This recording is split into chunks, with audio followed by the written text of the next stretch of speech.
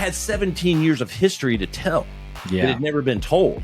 I've never told anyone that I worked on the Droid campaign. I never told anyone that I developed some of the campaigns involved with the first iPhone launch. I never told anyone I was in the room. And can you hear me now? I was written on the board and we expanded it and like turned it into something. And so none of those stories had ever been told. I had a lot of good meat on the bone.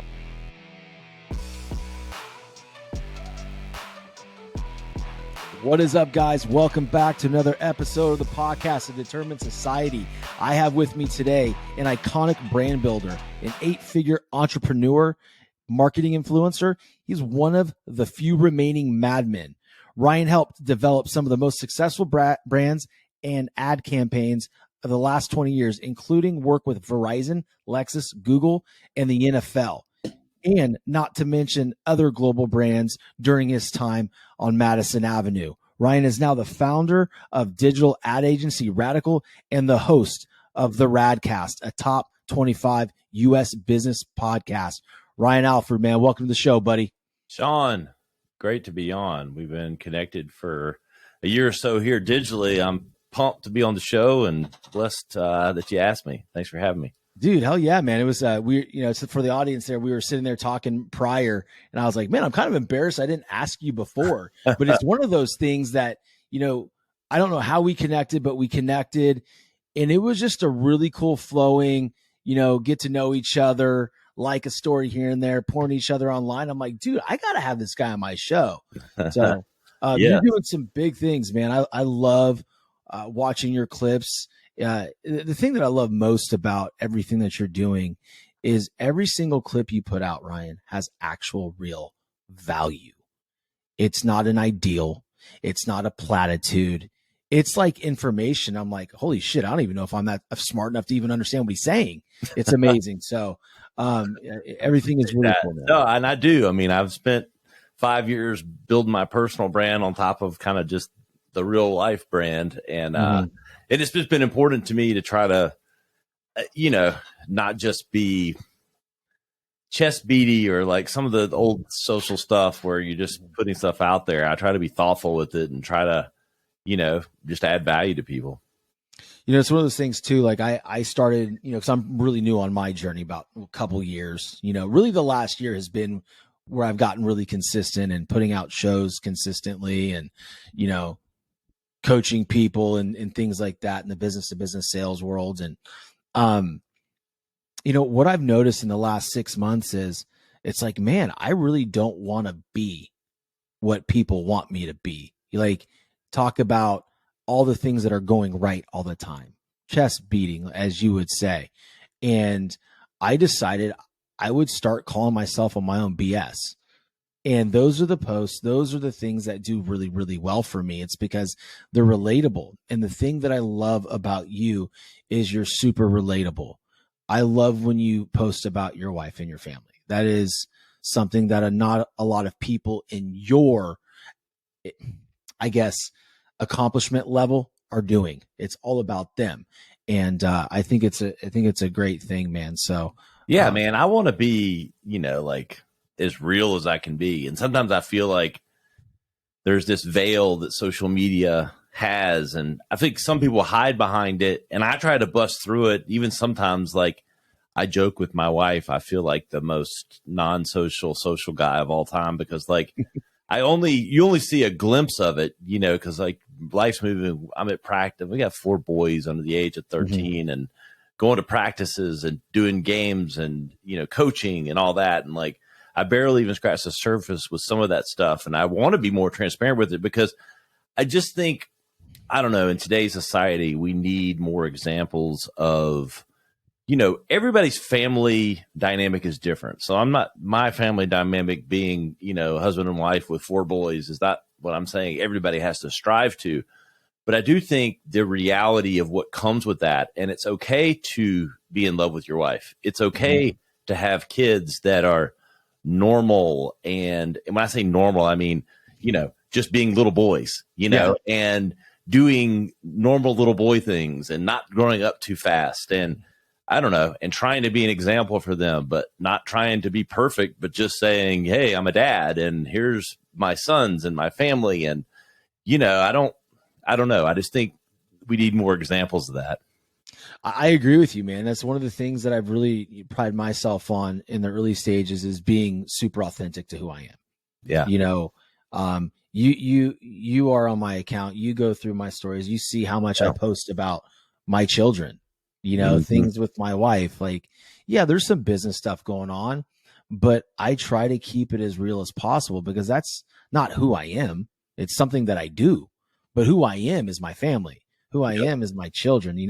It's very busy, right? You have me beat. I only have 3 children. But only one's a boy, but my 2 girls, I think, account for like 5 kids. Yeah, for sure. It's like, and I'm like, okay. Oh boy, dude. Let me tell you, man, having daughters, you can go from just being the most pissed off you've ever been in your life and just wanting to scream and run away. And then in 2 seconds later, you're holding them and you're like in tears. I love you so much, little girl.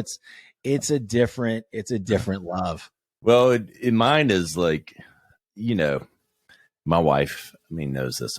I have a show and I don't know if I'm allowed to curse on the. Please do. Please. I don't take pride in it, but I do have a potty mouth. No, I'm like feeling you out here. Like, are we going to drop some fucks and shits? Yeah, like, what are we going to do? I'm like, and Nicole knows that about me. And so I'm not trying to make my kids grow up too fast, but I'm real with them.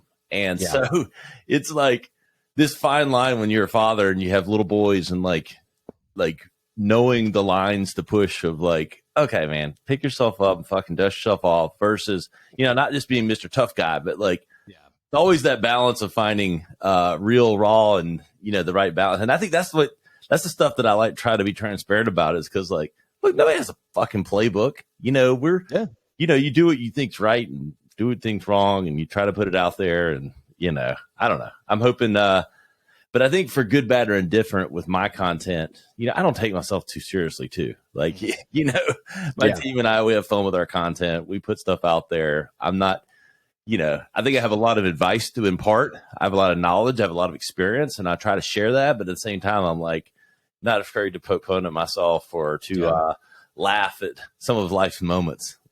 Well, you guys do some funny ass content. Like you really do. I can't think of, there was this one that had me laughing my ass off. It was like a serious fucking thing. It was you can get a fucking Lamborghini. What was that? Do you know what I'm talking about? Yeah, like to go to space, like the metaverse. Yes. Yeah.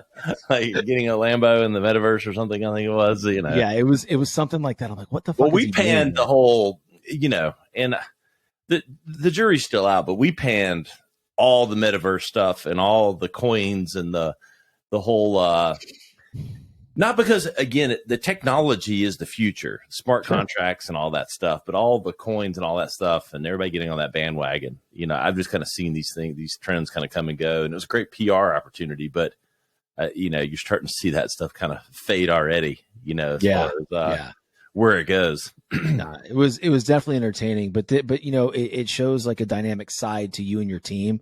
When you talk about you guys like to have fun with your content, you don't take yourself too seriously, you poke fun at yourself, all of the above.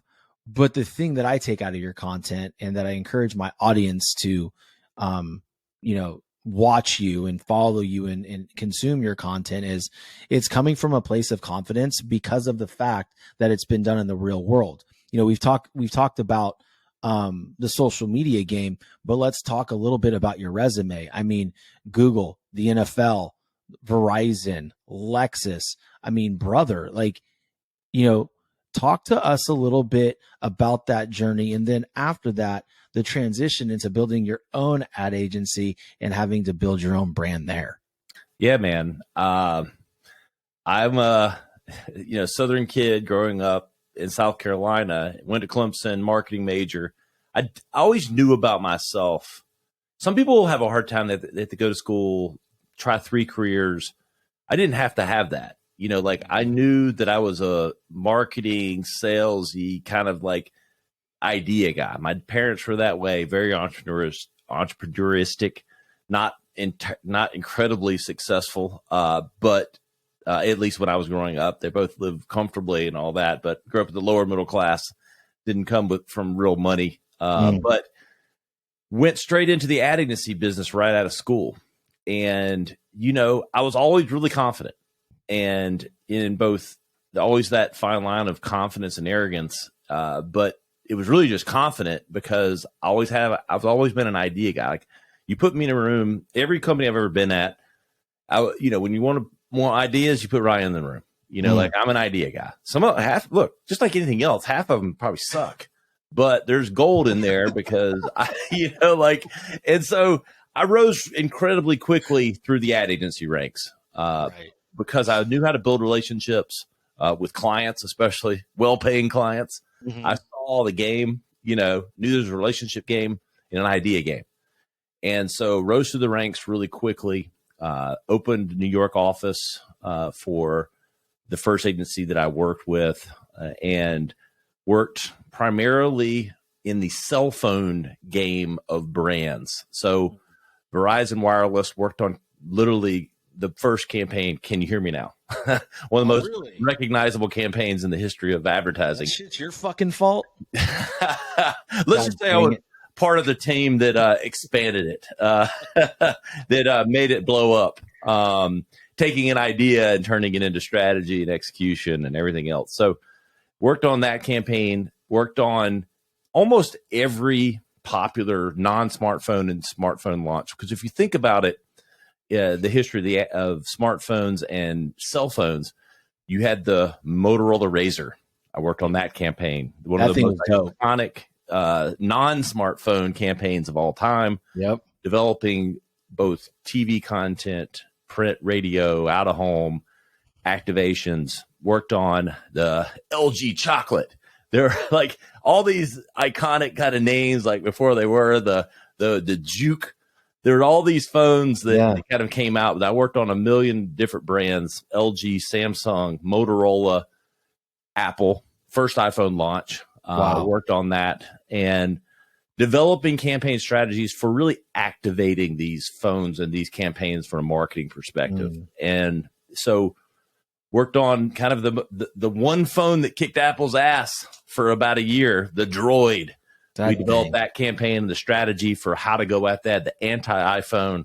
And so worked on all these things in and out of the kind of wireless smartphone technology sector, and just really cut my teeth. I just, I stuck my nose out there. I was 28 years old, sitting in the boardroom with Verizon Wireless executives.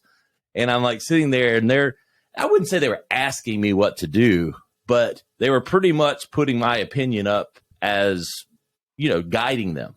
Wow. And I just was always confident, always had ideas, and always stuck it out there. And it's something that's pushed me along. And I think obviously some of the ideas had to be good, or I probably wouldn't be sitting there. But I think there's something to be said for just being confident and landing in the right field. It really kind of drove me along. And I was just never afraid to ask what I wanted. That's why I got promoted a lot. That's why, I ended up in conference rooms that no 28-year-old, probably from small town South Carolina, always here's the first thing that always happened in the meetings with me. Who's this Southern kid, in the room? Is he getting us coffee? Yeah. Number one, why is he here? But always within 20 minutes, because I opened my mouth and would stick it out there and put ideas on the table. Not always perfect, but at least, confidence in those things. But I always saw the big picture. And it was kind of no different like at the ad agency when I first started. I wasn't the best junior account executive at my ad agency, but you know what? I understood how the agency made money. I understood that having client relationships at the highest level would push me as far as I wanted to go. I understood how dollars and cents were being transacted within the agency, and it pushed me along with knowing how to play the game and to put ideas on the table and kind of grow with that. And so that's really that was the lever for me. But then, ended up at the right places at the right time. We all get lucky. We all make our luck. We get lucky, those things. And spent a lot of time working on a lot of large brands. The first 10 years of my career in the ad game, are, I'll put them up against anybody's with the brands and the opportunities and the things that we got to work with.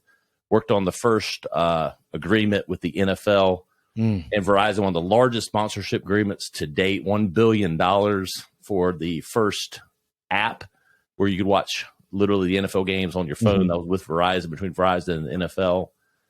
Worked on activations at every NFL stadium in the U.S. for bringing to life smartphones and different things. So traveled to the stadiums, Dallas Cowboys Stadium to all the way to New York. And so had some incredible experiences that first 10 to 15 years of my career. Dude, that's amazing. You know, outside of the resume, that the one thing that sticks out to me is talking about you are always confident. You're in the room, you're at 28 years old, and within 10 minutes, everybody's going from who's this young Southern guy to, oh shit, he has some fucking ideas. What was it about you? Was it is it something in your childhood that gave you such awareness of the value that you can bring forward? You know, it's a really good question, Shawn. And I've been asked that before. And I will say this, my parents were the most hands-on, hands-off parents that you could have. What do I mean by that? They were at every game. They supported me, but they didn't give me everything. And they didn't make determinations for me. They gave me and guided me towards, okay, playing team sports. Okay, I was great at basketball, played all the way up through college and was naturally athletic. So they pushed me towards, they let me kind of taste a lot of things, but never like forced me into things. I think it helped me develop confidence in finding what I liked while still feeling like I had support behind me. They did an incredible job, whether – again, I don't know that anyone has a crystal ball and they knew what they were creating or not creating. Yeah. But they really created this world where, I had a lot of friends that were forced to be the A student, forced to be the perfect swimmer or football player, or always that was always the pressure. I felt very little pressure from my parents to make any one decision. And I think what that allowed to do is become confident in making my own decisions. I mean, at times it also made me probably unprepared for some of the consequences, but they let me live through those things. And, it helps that you get into team sports. They say idle hands creates issues. Like I was always busy, always doing things. But I think kind of that natural guiding, but letting me be my own person allowed me to kind of develop that confidence. I think that's where a lot of it came from. Now that's interesting. So my wife's officially not allowed to listen to this fucking show because this is like in a debate. Shawn, did you read the parenting book? And it's a joke. It's not a joke in our house. Sorry, baby. It's not a joke. It's not a joke. But allowing your children to have the autonomy to make the choices and be able to evaluate their consequences, right? So what I'm hearing is that hands-on, hands-off parenting allowed you to make decisions. And if it was a good decision or a bad decision, you were left to deal with that good return or the backlash and have to deal with it. That's right. And then they would guide me and remind me, they did a good job of, it wasn't the Wild Wild West. Again, they were very hands-on, hands-off. Like my dad was in the military. I mean, he was in the Air Force. So but he didn't, and they provided structure and they set expectations, but they were realistic and they did let me kind of explore those things. And so, and I don't know if it's like nature or nurture, because some of that's what we're describing here is nurture. Like my nature has always been, I see the big picture and I can digest big problems and turn them into tiny little steps to solve them. Or taking very complex things and making them simple. And I've always kind of understood a little bit of consumer behavior, and that's kind of the core of marketing. And so I think that's nature, DNA to a degree that's been expounded upon by experiences. But I think was always kind of naturally there. I kind of always look at something and go, I hear what you're saying, but I know what that really means in the big picture. Yeah, no, I know exactly what you're talking about. Like I really understand the parenting style. and I don't misinterpret it, because, just for instance, like the other day, and this, you'll get a chuckle out of this one. It was cold. So I tell my 9-year-old son, hey buddy, put your jacket on. It's cold. My wife's like, what? No, that's not what you tell him. You let him know. He's 9 years old. Hey Bobby, it's 50 degrees outside. Why don't you go check the weather? He walks outside. Oh, mama, it's cold. Okay. What do you think you should do? I should probably go get a jacket. And she goes, see, I go, why do I have to go through all that? It's just like, yo, dude, it's cold. Put your shit on, but she, to her point, and to, kind of how you were raised, it's like the autonomy to make decisions, because those small decisions are going to impact their other decisions when it's not just about the weather, right? We're not talking about weather here, people, right? But no, that's awesome, man. That gives me a lot of insight. Yeah, for sure. Yep. And parents are sitting there in their cars, like pulling over, crying, like, I'm a fucking terrible parent, doing it wrong. Oh, that's where there's this fine line of involvement and expectation. Like the expectations in my household were never unclear, right. And I'll say that with our kids, we have really good kids and they're all A students, but you know what? I have never once said, you better make all A's. Yeah. They just make A's, because I don't have to say that, because I set the expectations that we're all going to be the best versions of ourselves. And I don't have to say it that way. And so, but they see me working hard. They see me making, not at all times. I mean, daddy's not perfect. I'm fucking the most flawed person on the planet. It's probably you're probably second to me, bro. You're like 1B. Don't worry, you're good. But there's an unspoken expectation, and you sometimes you have to set the expectation. And I would say, so if we all have weaknesses. My weakness in life is that I assume that people strive to a certain expectation or a certain standard. And like operating business, my hardest challenge has been, not that I expect too much necessarily, but that I expect that everybody knows how to get there, because I've always been really good about getting there, and knowing I see where we're going. Yeah, so that's an Achilles. That's like your strongest gift, but also your Achilles, right? It is. Because it's like when you're guiding other people, you could look at me, you could have a 15-minute conversation with me and go, Shawn, you're a fucking idiot. This is so simple. And I'd be like, no, bro, I've been like, this is not my jam. This is not what I'm good at, right? Yeah. But that's a great thing. And I also have this little thing where I expect people to put in the work like I would, right? It bothers me when they say, like, after a month, like, hey, I'm not making any sales at my new job, maybe I should just leave. Like, a month? You don't even know where the fucking bathrooms are yet. Like, what are you talking about? Like, you still think you have to read off a brochure. Like, you're not ready to leave. Like, give me a break. So, like, I think that's a great point. But the other thing, like, that I'm hearing that is really cool is, the unspoken expectations, right? When you have unspoken expectations as a child, like you did, see, I didn't have that. I had, if you don't become a Major League Baseball player, you are fucked. Like, you don't have any skills. Like, my dad would say, like, hey, can you hand me a wrench? And I'd hand him a hammer. Like, you're an idiot. Like, it would be like the worst time in the garage. I'm like crying at like 10 years old because I don't know what tools are. Right. And it was the exact opposite. Right. So as I'm growing up, and now we're getting to some, personal development, which is really cool because my audience loves that shit, is, whereas you, unspoken expectations just rise, right? Because you can see things clearly because the pressure's not there.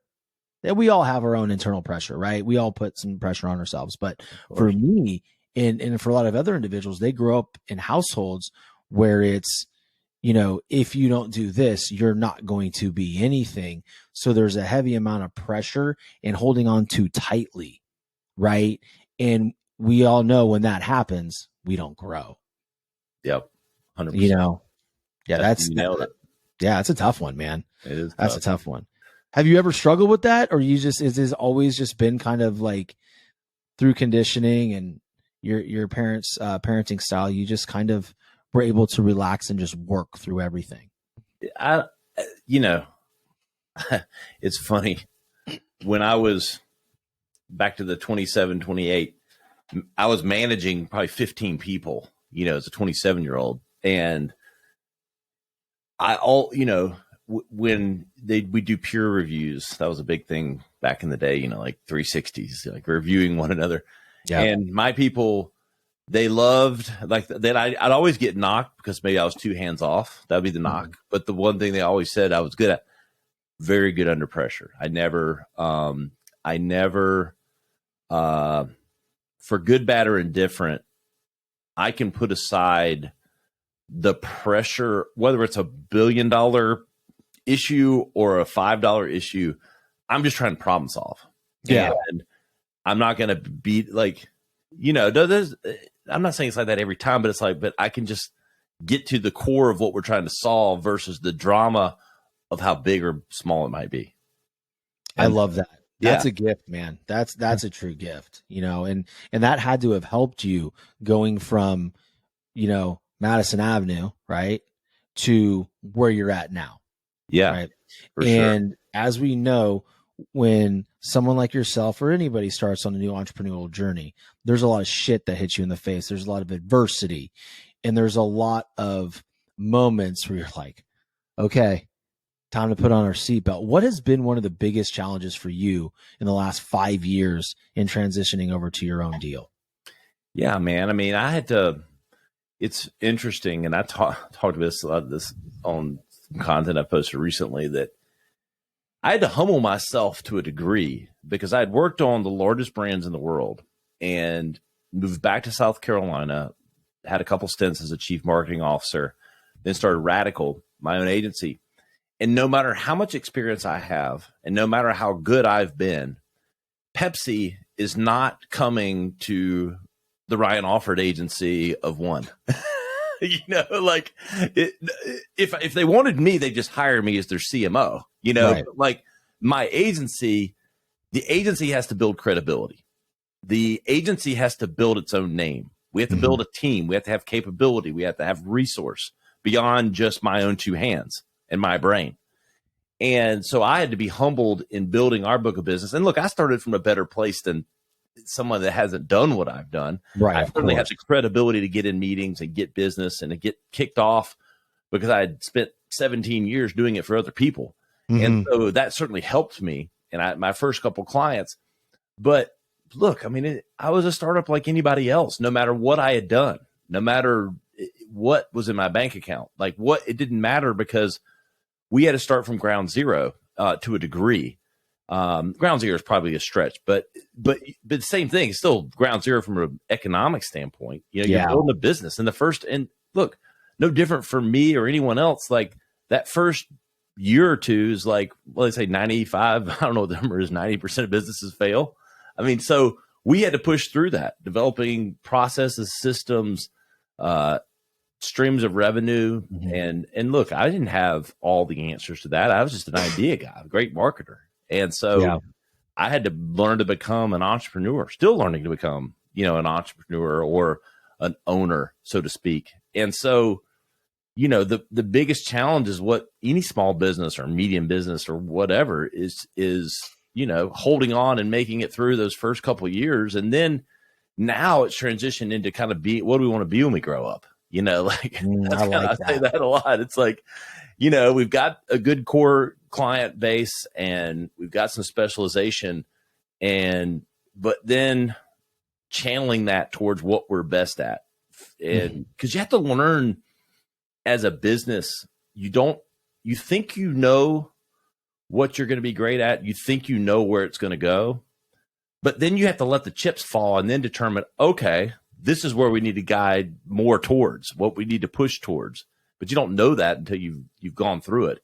And look, hiring and firing is hard, and managing people is hard, and like it's all those things. And I've had to surround myself with great operators, because my brain works in a certain way and I see the big picture, but then, guiding 25 people to it, is a whole other story. And so I can paint the vision. I'm a good vision person. But operating takes, another skill set. And so it's been a litany of things. Yeah, dude, that's pretty awesome. I think, like you, people listening, I think when we look at social media and we see someone like yourself or, the big entrepreneurs, people say, wow, it must be nice. Yeah. I'm not that way. I don't think that way. But for the majority of people listening, I want you to really take a note here. He's literally saying the first 2 years were difficult. He had a brand, but his agency didn't have a brand. He's not landing Pepsi right now. If Pepsi wanted him, they just hire him as a CMO. So he's had his struggles. He's had his adversity. And the only way that Ryan knows how to overcome it is to be super productive and just take care of step 1, then step 2, then step 3. Now I got to ask you a question. If you were with Pepsi, do you think they would have done the fighter jet commercial? Probably not, but I don't know. Oh my God. That shit was funny. I always like to throw in a little humor, Ryan. I love it. Man, shit. But I will say this. I mean, there's 3 things I did when I started the agency. So I'll give some good action for people here. So I did 3 things very intentionally, and there was no playbook. It didn't exist, but this was the Ryan's radical playbook. We call it the radical formula now, but literally I invested and started doing 3 things. Started the agency, started building a full service digital ad agency, which is radical. I started the podcast, the Radcast, and I started working on the Ryan Alford personal brand. Mm-hmm. Now, my credibility was there, but I had no social cred, very little social credibility 5 years ago. The masses or even the niche masses didn't know who I was. So I started on a journey of giving value, sharing my story on personal brand, like sharing everything, Instagram mainly, certainly LinkedIn, Facebook, but Instagram's been the biggest platform for me. And then started the Radcast and knew that I don't know if I was smart. Again, I see the big picture. Like I knew no one was going to listen. Like no one knows who you are. Like no one's listening those first 6 months, those first 20 episodes. Like you have 50 people, maybe total, like half of them's your family. Like I knew that, but I knew why I was doing it. I was doing it to stay fresh on knowledge in my industry. I was doing it to interview and build relationships, and I was doing it to build content that could be used on social media when broken up and parsed into pieces and videos and things like that. So I did it for that reason, not to have a famous show in 6 months because that's not reality, or to monetize in 6 months because that's not reality. So I did all of those 3 things at the same time. And then literally, if you put them on a plane, a trajectory, you'd see them with time, money, energy on one side, and revenue driven or popularity or, success on a plane. Literally the last 5 years, they're almost all 3 of equal, because my personal brand has grown and blown up. The podcast has become top 25 in the world in business and marketing, and Radical has grown at the rate with which I want it to. I don't want a 400-person agency, but it's sustainable in a successful agency. And they all feed one another. 80% of our leads come from for Radical come from my personal brand or the podcast. And I've never one time gone, hire us today. No. You share perspective. I've built the personal brand. But I had 17 years of history to tell that had never been told. I've never told anyone that I worked on the Droid campaign. I never told anyone that I developed some of the campaigns involved with the first iPhone launch. I never told anyone I was in the room. And can you hear me now? I was written on the board and we expanded it and turned it into something. And so none of those stories had ever been told. I had a lot of good meat on the bones, but Yeah, again, there was nothing to work with. I had a lot of clay, good clay that I'd worked, but I had that certainly gave me a leg up. But I tell people that because I eat my own dog food, as I like to say. Yeah. You build brand over time and sales overnight. We all want sales overnight, but you have to build brand over time. And again, it's been a 5-year journey for the podcast, my personal brand, and for Radical. And we're none of these things are there. Right. We hadn't. Right. Look, I have grand ambitions, but they're a lot further along than the average company. And I think we've done it in a way with which there wasn't a playbook for. That's awesome, man. How was it? I know you said you had to humble yourself though, but what were those moments like? Because I think this is the nitty gritty of it, right? It's the feelings, it's the overall emotion of, okay, I'm not there anymore. I've got to do this here. So what are some of the thoughts that you had, and how did you overcome maybe those not so bright thoughts? Yeah. I mean, I'll say this. There's one thing before I answer that straight line, I'll give you like an indirect answer, Shawn. Cool. It's my sister and I are the same way. So I think it's an Alford gene. I don't know what it is, but the Alfords are very uniquely, we are not like dwellers. We do not dwell. We do not, we move on quickly. We don't hold a lot of mental value in possessions. There's some characteristics that my sister and I share that my father shares. My mom has some of them and my dad has them for sure. And it makes us really good at some things. It makes us weak in others. But we don't dwell. I don't dwell. Like I had misconceptions that, and it wasn't because I was some big shot. Like I almost start my own agency because I've worked on all these things. I mean, I was old enough and mature enough to know that it wasn't going to be easy. Right. But, having to, work and channel business that was, 1,000th of what I'd worked on before, my conception was that I would at least, or my misconception was that I thought I would be just walking into bigger doors, but I didn't dwell on it. I just adapted. I'm really good at adapting. I mean, that's another thing. And so pivoting really quickly to, okay, this is where we are. This is who we're dealing with. And I got excited about, you know what, the opportunity years. I'm going to, even if they don't realize it, these clients that are at this level that want to work with me and our agency are getting the insights, the guidance, and the strategies that some clients 100 times their size are paying 100 times the cost for.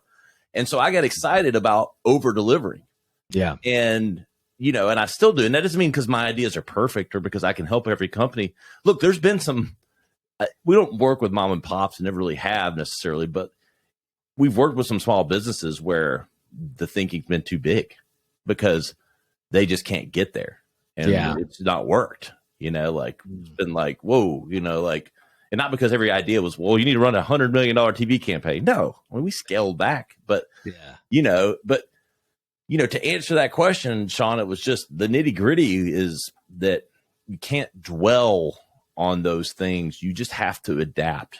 And, the most like common denominators, I think, on successful entrepreneurs is risk tolerant, highly curious, and just don't get hung up on adapting from what their original vision is. Dude, that's amazing. That's amazing because that right there for the listeners and even for myself, hearing that from somebody like you that I've been in contact with over a year and know your resume is like, shit, it's not having that emotional attachment to the possessions. It's not having the emotional attachment to the actual results or the perceived failure. It's like, okay, we knew this was going to be hard, right? And how I'm going to manage this is just by doing the work. I just, that was awesome, dude. Like that right there was to me, that was a ton of value in the last 3 minutes that the audience could pick up and apply to their lives. Yeah. So you mentioned to me, offline, and, I want to clarify, did you say you were launching something this week? Because I want to be able for you to talk about that. Yeah, man. I've talked about kind of that playbook of the last, 5 years for Radical. And it's less about, well, how to start an ad agency. It really applies to anyone. It's really grounded in what I call personal brand engineering, because building a personal brand has to be engineered. It's not done. It's not these 3 steps.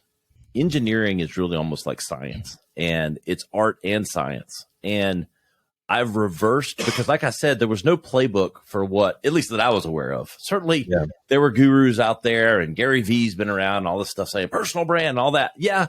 But not to the degree that what I've done the last 5 years, I've just made up, but I used a lot of the principles that I gathered. And from my experience of 17 years working with the largest brands in the world and understand marketing and consumer behavior, that helped me figure out some of these things. But I've reverse engineered what I've done the last 5 years for building a personal brand, developing a podcast, and really leveraging that could feed any business. Like, it doesn't matter if it's an ad agency, it doesn't matter what it is. And so I've reverse engineered exactly what I've done. I've filmed it all in very educational, entertaining ways. And so we have that course, and you can buy that at ryanalford.com. It's called The Radical Formula, Personal Brand Engineering, and literally $99 for that program for what I've reverse engineered. And wait, how many videos is it? 9 videos. It's over an hour worth of content, or actually might be 2 hours worth of teaching. But if you want to work one-to-one, that's where the added value comes in. If you want to get directly kind of in that one-to-one community, but I'm practically giving it away. And because I want to see people successful. And what I'm really trying to do is build a community of people that want to kind of feed one another. And so, I'm excited about it. It's launching this week. And yeah, man. That's awesome, man. So what I'm hearing is, are you shifting towards, because you said you don't work with mom and pops, you work with, small businesses, but what it sounds like, you're starting to want to help somebody like me, right? Put content out there that say, okay, Shawn, this is how you reverse engineer building your brand, right? Yep. Because that's what I'm hearing. And I think that's so needed, because there's a lot of individuals like me that are just stumbling and falling and getting kicked in the dick and then getting back up, and it's constant, right? And there's a lot of people out there that aren't as determined as me, that aren't as resilient as me. Like, I don't get to quit, and I won't quit, right? So those people fall off when they might have something really great to give the world. Yeah. Right. So this is valuable. Obviously, you and I are going to talk offline about a whole bunch of shit, because I've already approached you with certain questions. And, I think that's valuable, man. When you said $99, I about fell out of my damn chair. Dude, I want to help I want to make this attainable. And look, there's a +1 from there. That's to get access to all the content that I think's probably $100,000. Like, what I try to think of, knowing what I know now and knowing where we've gotten to with still a lot of runway to go. If you said, what would I pay if someone had taught me exactly what I'd done? And I'd probably write a $20,000 check without even blinking. Yeah. Like, if I could, but I want it attainable. And then I want to bring in enough people that we're helping a lot of people. But the +1 to that, and the more premium tier, is going to be getting in the one-to-one with me, where I can literally help people one-to-one with exact specific problems. And then the translation for them, and kind of getting into that hardcore heavy hitters, like movers and shakers community. So absolutely, man. That's the biggest thing when someone's building a brand. Like, they need some type of lower ticket access to the individual like you, right? Yep. And then they have to understand there's going to be a bigger investment involved. I think, and I've already kind of got a feel for who you are as an individual, and I know your heart. You're going to be the type of individual, like, there's another individual out there, like Amberly Lago, right? The people she brings into her community, and this is what I see you doing and helping in one-on-one, like, you're putting them in front of people. Like if they earn the right to be in a room, you're going to actually facilitate that and help them grow in their life. Bingo. That's a fucking mentor. That's what I do. Like I'm a connector. I mean, but you realize that, Yeah. you realize that's not what's going on out there, right? I know exactly what's going on out there. Yeah. That's why I'm so pumped to get this out there, because I know that I'm real, and that I know that just the course alone has tremendous value. And if someone will pay $99 and do it, they will at worst be extremely within a few. Look at it as a 5-year process for me. Nothing happens. This isn't a 3-month get rich plan. This is a forever build your personal brand, because it pays to be known, and it's not always what you know, it's who you know. And I teach the principles of that. And if you'll do what's in this course, I know that you'll be successful. But at the end of the day, I'm not peddling. That doesn't make my table at night. Like what makes me the table is creating connections, adding value, and putting people in front of the right people at the right time. And, you know, I have a very unique Rolodex. So, that's awesome, man. That's awesome. Yeah. No, I love it, man. I love it. And, you know, we're getting down to the point where we have to land the plane, because it's been 45 minutes and I still want to be able to have a couple minutes with you afterwards. You know, you've already discussed how my audience can best support you. And for those of you listening, don't worry. By the time you're listening to this, obviously the show's aired, and you can look in the show notes. His website's down there. Go to ryanalford.com, click the link, buy the $99 program, and just immerse yourself in that. Watch the 9 videos, watch it 3 different times, you know, and then, you know, reach out to him and chat with him on a more intimate one-on-one basis. But do me a favor, not too many of you do it, because my boy's going to have to work with me too, and I'm not going to allow him to put me on a wait list. So, you know, since this is called the Determined Society podcast, man, I started this podcast because I woke up one day in the middle of a transition in my own mind, a reinvention. I was just like, man, I just want this. I want to wake up in a society where everybody's determined to go get their shit done. Whatever it is, whatever goal they want, they would achieve it. There's an action plan and a certain standard that you and I talked about, and they check those boxes every day with intention. Given your career, and we know the things that you've gone through, what more specifically makes you a part of the Determined Society? You know, man, I think I think I've probably talked about it already, like accidentally. I think that's why I was like, you know, I was like, Shawn, damn, you should have invited me a long time ago. It's like the perfect thing. No one's more determined than me. Yeah. Here's what I say. I am naturally driven and naturally determined to be my version of successful.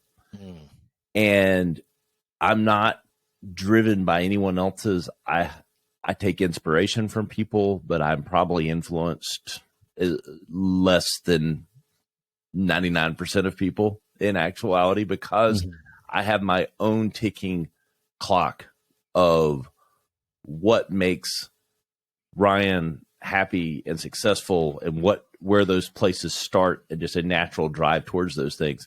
But I think where I'd want a seat at that table is doing it in a way, and you said this, which I really appreciate, and I don't try to do this. I don't know if it's just the Southern kid in me or whatever, but like in a real way, in a, wow, holy shit. I mean, he's successful, but damn, he seems kind of down to earth. Is he really that down to earth? Like, in a way that people can inspire to, that's not, you know, no matter how many boats I have or cars or whatever, but it's in a way that's, I don't know, inspiring and reachable and attainable. Because I can tell you, this kid from Easy, South Carolina can do it.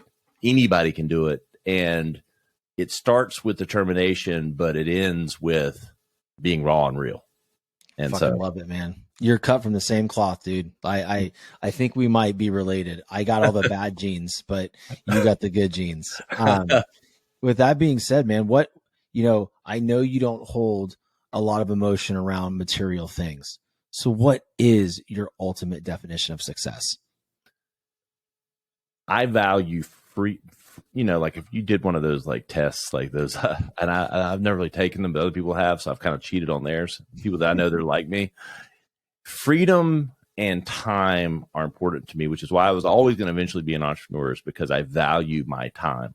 I value and my family, my wife and my kids, and being able to, I've owned my own company for 5 years. I've never missed a single game, a single practice of 4 boys. And I control my own time and what I can make and what I can do. And my success or non-success is driven by being comfortable enough that I can always guide that. And look, I'm a provider.